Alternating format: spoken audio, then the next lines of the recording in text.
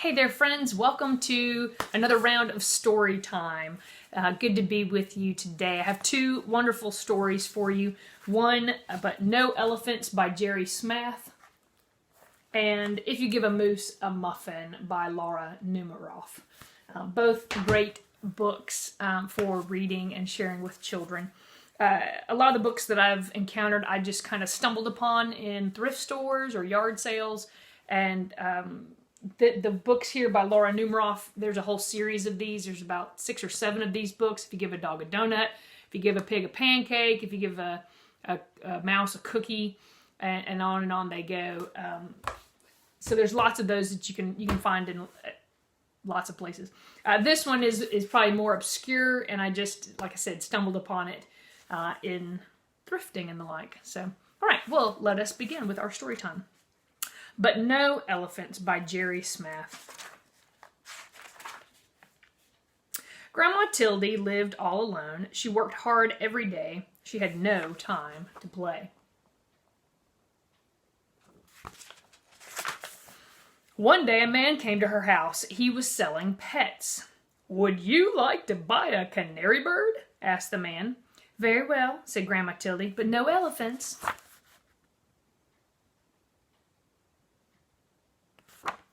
Grandma Tildy was cooking a stew, and the bird wanted to help, so he sang a song for her, and it made Grandma Tildy happy.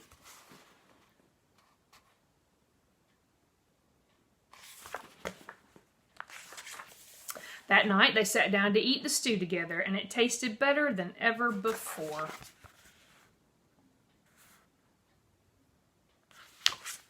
The next day the pet man came again. "Would you like to buy a beaver?" he asked. "Very well," said Grandma Tildy, "but no elephants." See his truck in the background there, filled with foreshadowing. Grandma Tildy needed firewood, and the beaver wanted to help, so he cut the wood with his sharp teeth. And that night they sat in front of a warm fire.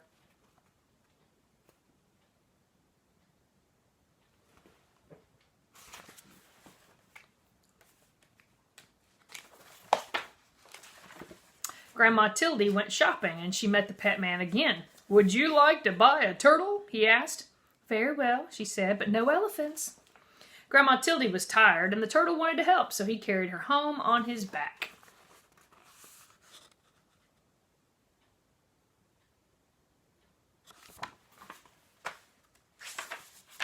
That night, Grandma Tildy washed the turtle and put him to bed.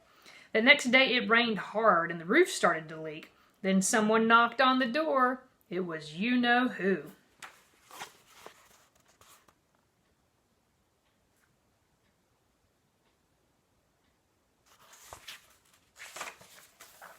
"Would you like to buy a woodpecker?" the pet man asked. "Very well," said Grandma Tildy, "but no elephants." The woodpecker wanted to help, so he nailed the roof down tight, and the dripping stopped.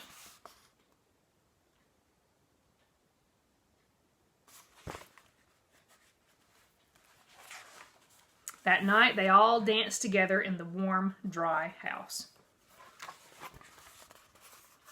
Birds singing some music, and they all enjoy and delight one another. The days got colder and colder. Grandma Tildy put food in jars for the winter. "I don't like the cold," she said. Just then, the pet man appeared.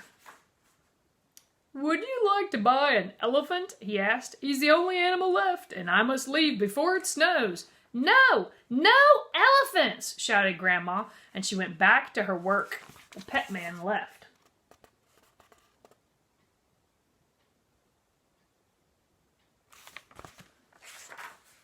But the elephant stayed, and it started snowing, and it kept snowing. That poor elephant hanging outside. And it kept snowing, and snowing, and snowing. See, he's getting buried in the snow. "No elephants," said Grandma Tildy, but the elephant would not go. They could not see the elephant now, but they could hear him crying, and they felt sad. Very well, said Grandma Tildy. You may come in. And the elephant was as happy as could be. So they couldn't see him. He's all covered up. And she lets him come in the house.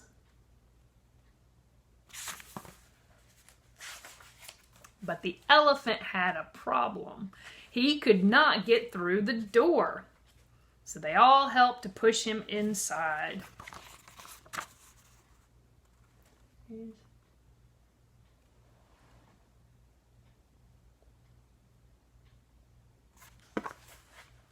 Oh dear, said Grandma Tildy. I hope the floor is strong. This is a very old house.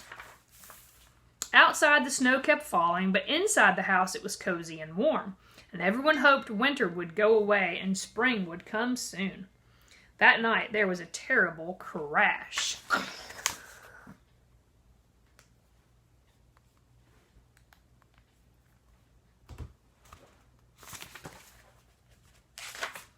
The elephant had fallen through the floor. We cannot fix this, said Grandma. You'll just have to stay there. And the winter was long, and soon the firewood was gone. The elephant was always hungry, and he kept eating.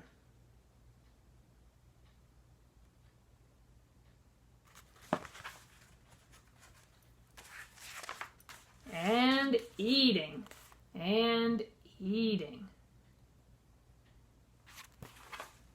Until all the food was gone. We cannot leave or we will freeze, said Grandma Tildy. We cannot stay or we will starve. What are we to do?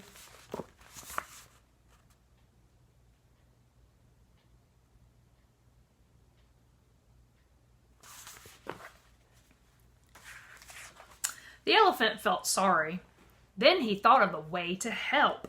He started to walk.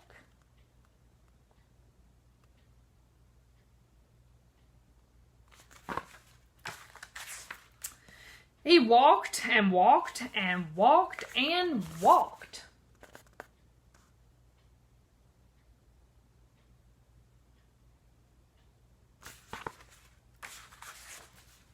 And when he stopped, they were in a warm, sunny place.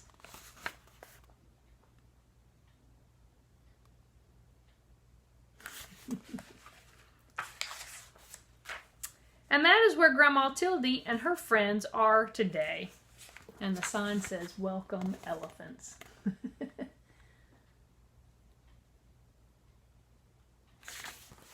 The end. Just a cute story. It's not like, that's just like life, isn't it? There are times when there are people we just, like, I don't want you in my life, but they may have something really good to offer and bring to our lives, and we just don't realize it.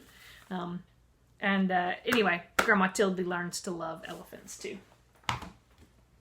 Okay, next book is If You Give a Moose a Muffin. I love these books because it just shows how chaos can ensue and how one thing can often lead to another. If You Give a Moose a Muffin by Laura Joffe Numeroff. If you give a moose a muffin,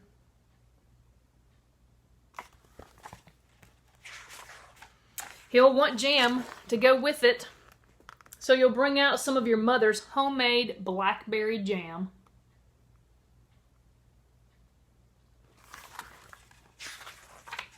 And when he's finished eating the muffin, he'll want another, and another, and another. And when they're all gone, he'll ask you to make more. And rightly so, muffins are delicious. And you'll have to go to the store to get muffin mix. And he'll want to go with you. When he opens the door and feels how chilly it is, he'll ask to borrow a sweater.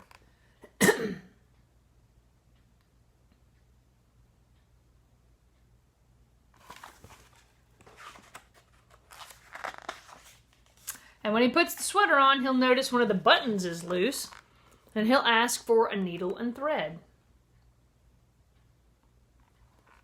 And he'll start sewing the button.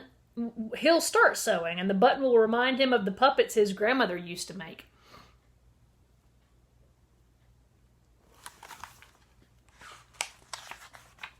So he'll ask for some old socks, and he'll make sock puppets.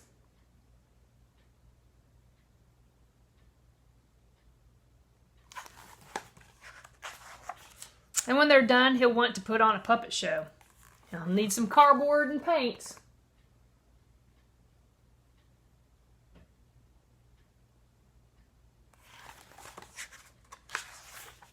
Then he'll ask you to help make the scenery.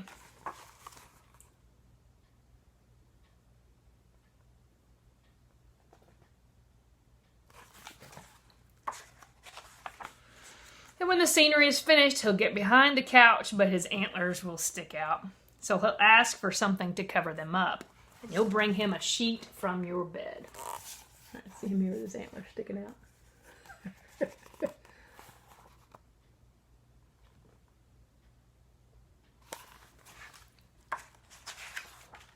When he sees the sheet, he'll remember he wants to be a ghost for Halloween.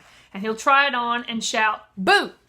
It'll scare him so much that he'll knock over the paints.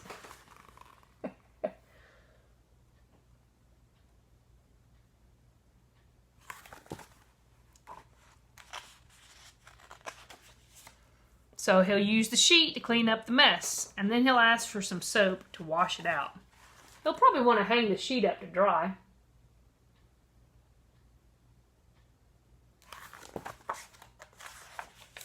And he'll go outside and put it on the clothesline. When he's outside, he'll see your mother's blackberry bushes.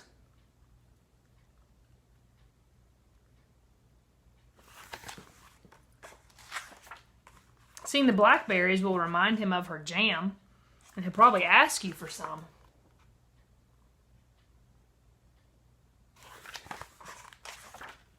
And chances are, if you give him the jam,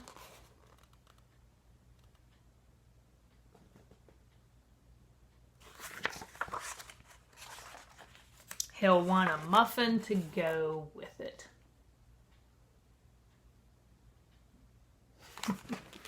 The end. It's just a great classic book. I don't know when these, I have to look at the copyright on this and see. This book came out in 1991. Wow, I didn't realize they were that old. Of course, some of them are probably younger, and maybe some of them are even older, but I was thinking sometime early 2000s. But 1991, if you give a moose a muffin. And I didn't learn about these books until I was working a little bit in public school when I was in seminary doing work study there, helping kids with reading, and came across these books. I think that's where I first came across them. So, two great stories. You give a moose a muffin and no elephants. But no elephants. Very fun. All right, well, I've asked a couple people about books for the next go-round, and I've had lots recommended, so I'm in the process of pursuing a chapter book for us. We'll continue for a couple more reading sessions with just some short kind of bedtime story-sized stories. And, yeah, we'll enjoy those together as we move along with story time. So, thanks for showing up today. Thanks for watching this video. And share it with your friends if you want. Anyone who has kids or just enjoys a moment to pause and laugh and smile. Reading is so good. There is too much, I don't know, just the harshness and the difficulty of life is very present. And to take a moment to delight in something and laugh and kind of slip away and escape a little bit, that's just a joy I think we have in books and reading and storytelling with one another. So, you know, we got to face reality and be part of what's going on in the world around us. But to take a moment to slip away and have a journey someplace, that's good stuff. That's good stuff. So, all right. Well, I hope you guys have a great weekend, and we'll see you on Monday with another round of story time. Take care.